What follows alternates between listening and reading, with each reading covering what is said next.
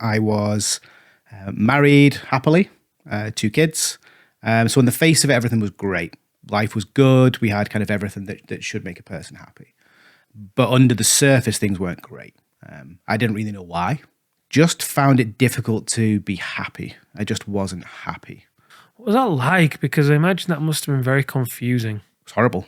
Yeah, it was horrible. To have the swings in emotions, to have the swings in how I'd show up and behave with Claire and the girls, to feel the guilt around it, and to not understand why I was doing it was incredibly difficult.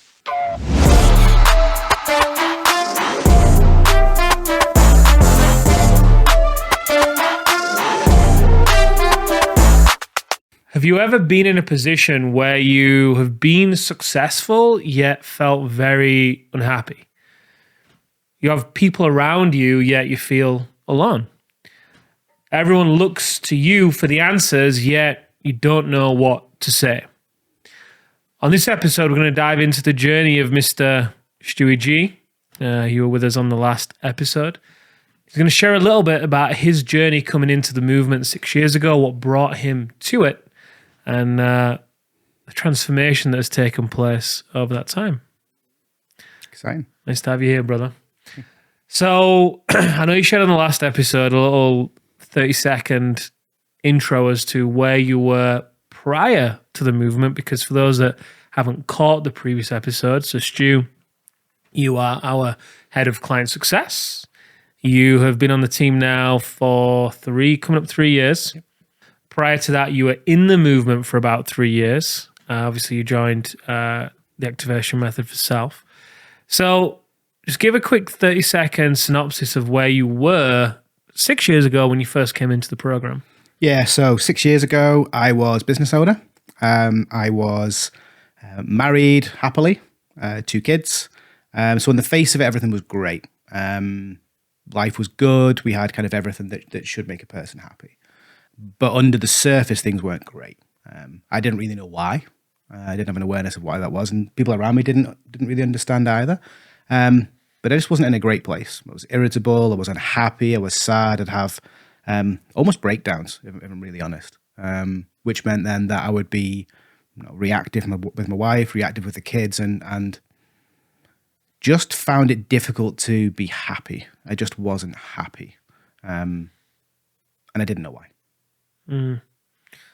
And am I right in saying at that point you kind of had everything that meant you should be happy? Yeah, on the face of it, the wife, the kids, health, a successful business, a lovely house, cars, so all the material things that you should have. And as well, from a relationship point of view, I had a relationship with my wife and my kids that should have made me happy. So it wasn't I could point to something to say, hey, my marriage is breaking down, or there's something that's my business is failing to make me sad. From the outside looking in, everyone would have said he's successful, he's happy, he's got it all. Mm. What was that like? Because I imagine that must have been very confusing. It was horrible. Yeah, it was horrible. To have the swings in emotions, to have the swings in how I'd show up and behave with Claire and the girls, to feel the guilt around it, and to not understand why I was doing it was incredibly difficult. Which made it worse, pushed you into a cycle of doing the same stuff, and it got worse and worse. And before it came to almost breaking point. But certainly what I remember was just the feelings of emptiness, the feelings of almost being unfulfilled, despite the business growing, despite being married, despite buying the new car. So yeah, it was really difficult because I had no idea why I was behaving the way that I was, or why I was feeling the way that I was. And quite honestly, the day before I spoke to you, the doctor was going to put me on medication for antidepressants. So that was the solution that was presented to me, was, okay, well, we'll sort that out with some tablets. When you bought the car or bought the house or whatever, did you get any temporary relief from this? Maybe a little bit. I think as we talked about on the last episode, I got a lot of validation from growing the business and doing things for other people. So I got temporary release by making other people happy. And I still, now it's a slightly different energy around it. I still enjoy making people happy. I still love giving, but not to get anything back in return, and not to try and make myself feel happier. I do it because I can, because I enjoy it. So yeah, buying the car or buying the house might be a bit of a temporary solution, but then the bar just got raised higher. Oh, great, I've just grown the business and it's at 7 figures. Oh, great, well, I thought that would make me happy and it doesn't. So the bar just kept getting raised and nothing, and I was chasing a goal that I couldn't reach. Was it tiring? It's relentless. It's absolutely relentless. Yeah. What did it cost you? Luckily, it didn't cost me much. I think I got very, very lucky that I'm going to say this, that I spoke to you on the phone. Can edit that out. But I think about where it might have taken me. We've talked about this previously. We are the only two in our family still together, married. So there's just relationship broken all over the place. And then, I think about a lot of the guys in the movement who come to us and thankfully, whether by chance or by or not, I got to start recognizing this and working on it before it caused the damage that it was going to cause. So I have no doubt if I'd carried on behaving the way I was, my marriage would have been ruined. Or it would have been not a patch on what it is now. I would have continued to pass on the blame and the shame to my kids. It would have just continued the cycle. The price I was paying was, I suppose, self-sabotage, never feeling good enough, never feeling worthy. And that was just getting worse and worse and worse. And how did that show up? Would you drink more? Would you withdraw? Like, how would that? Yeah, again, show up? I was lucky that I didn't go down to some of the stuff that some of the guys come in with when they're really struggling. But yeah, I would withdraw. Food was a big one for me. So my unconscious commitment was that I didn't deserve to be in good shape, or so I'd eat in the evenings. I would eat to try and have a bit of a stress release. And I didn't realize at the time that was a self-sabotage almost. You don't deserve to have the body that you want to have. You don't deserve to be fit and healthy. But really, it's what I was doing at home. It was passing it on to Claire. It was pushing her down by making her feel guilty for stuff that was entirely my own. That was the worst bit of it. So we'd have a big blow up, or we'd have a disagreement. Start again. We'd have a minor disagreement about something, usually to do with the kids. A lot of this stuff didn't show up until I had kids, because I could just escape from it and go out the door. But we'd have the most minor disagreement about how to handle a situation, particularly with Ava when she was young, when this first started showing up, and it would just be blown out of all proportion. It would just be a huge thing.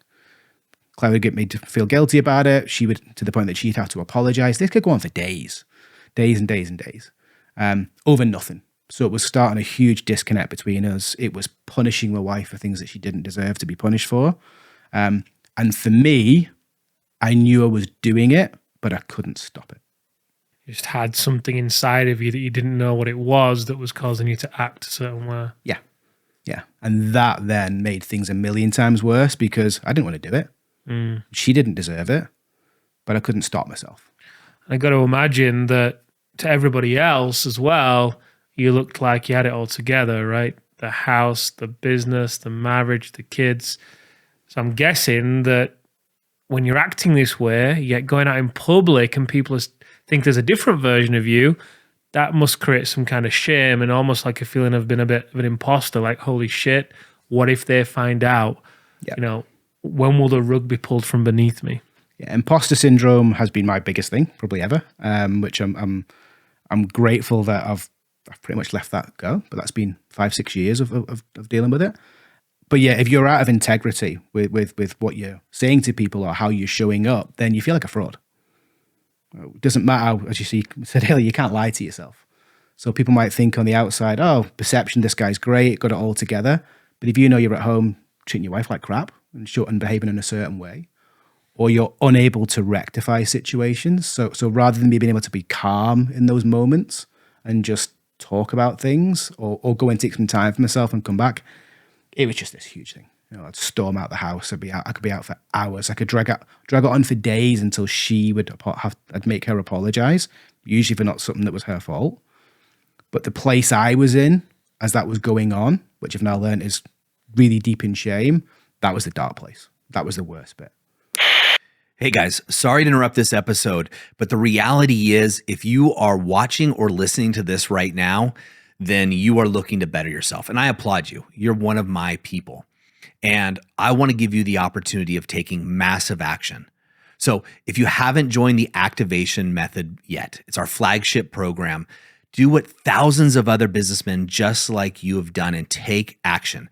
Be one of the 1%ers that actually does the work and takes action.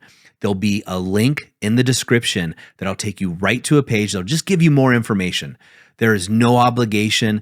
Just go check it out and see if it's a good fit for you. All right, let's get back to this episode.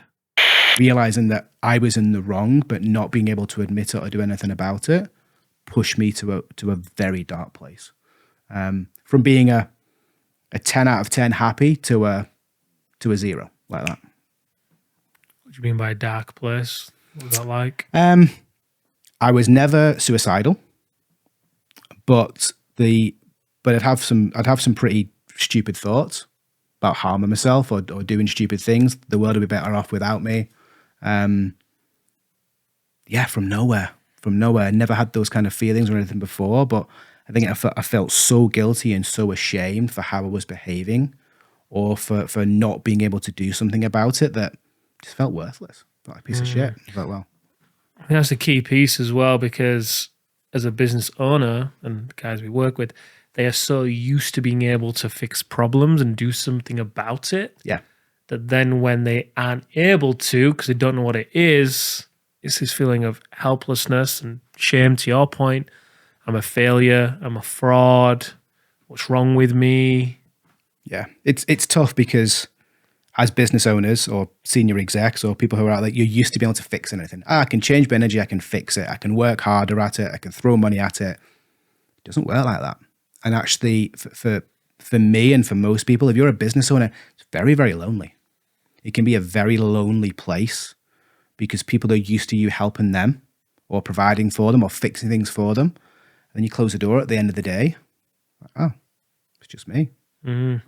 Highest incidence of mental health issues is in entrepreneurs. Yeah. There's a huge incidence of it: anxiety, depression, all sorts. Yeah, I've no doubt, and I don't label it as anxiety for me now. I just accept that's who I am. But I've no doubt that also made me very successful. Drives me and drives me and drives me, but it doesn't fulfill you. It works. Works. That's until effective. It doesn't. Yeah. Right. Yeah. So let's flip the script. The flip side of that. Tell us a bit about that, because you are on the other side of it. Look, the short term when I dived in and started doing the work was 2 or 3 weeks of thinking, what the hell am I doing here? This doesn't apply to me. And then that was in the activation method. That's in the activation method. Yeah. Not really. I suppose the idea for me, especially people in the UK, is like, now we don't work on ourselves. We don't talk about feelings and emotions. That was, to an extent, my family's story as well. So I think I was very resistant to start with until a few things started to land. And the key thing for me for that was when we asked the question, what were you caught in the crossfire of? That's when I was able to start unpicking the whys. So I've kind of been doing that for the last 6 years. And yeah, look, things shifted very quickly. I'm going to try not to get emotional on this because I'm definitely going to cry on camera. But the message I got from my wife after I did my alpha reset, when she said we didn't know, she had no idea. On the face for her, everything was great. She was happy until I could say, hang on a minute. When I do that, when we fall out with each other, but this is the reason why, and the awareness in her face of, thank God. Get goosebumps. Yeah. Big time. And then to come back from my alpha reset and for her just say, you've got this inner light. That was the words. You've got this inner light. And I was like, yeah, things aren't as heavy anymore. It was a big 3 months for you going through that program. That was pretty intense. Yeah. But it was, the alpha reset is the best thing I've ever done. Biggest gift I've ever given to myself and my family, without a shadow of a doubt. That's why I now go back and previously volunteered and obviously now do it because I work here, because it's incredible. It's the most incredible thing I've ever seen. It changed my life. But the journey's a constant one. And as I shared with you guys yesterday as a leadership team and got quite emotional about it. Okay, it's only the last few weeks I've really let go of some other pieces. So you can get some quick results like I did in those 3 months, But these things are hardwired and programmed into you. If it's from your upbringing or something, as it was for me. So yeah, things are a hell of a lot lighter.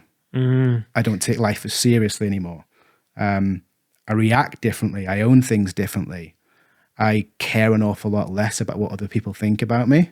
And that's not in a blasé way, but I used to be so hung on, what does this person think of me? What does that person think of me? I needed the validation.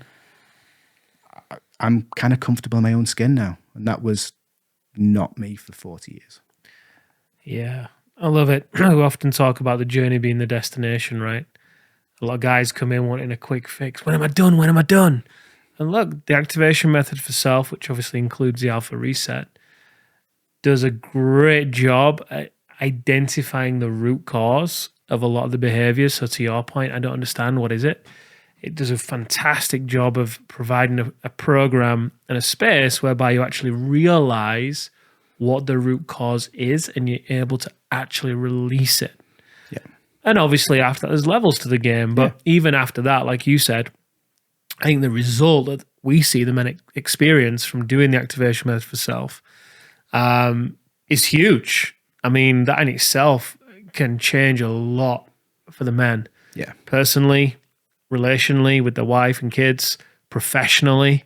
And yeah, if you're a student of life like you are and you choose to continue to peel more and more layers back, then, you know, the sky's the limit. Yeah, right? It's like releasing the handbrake. That's what it felt like. And most of the guys, when they come into, whether it's time for relationship or time for self, they only understand the symptoms.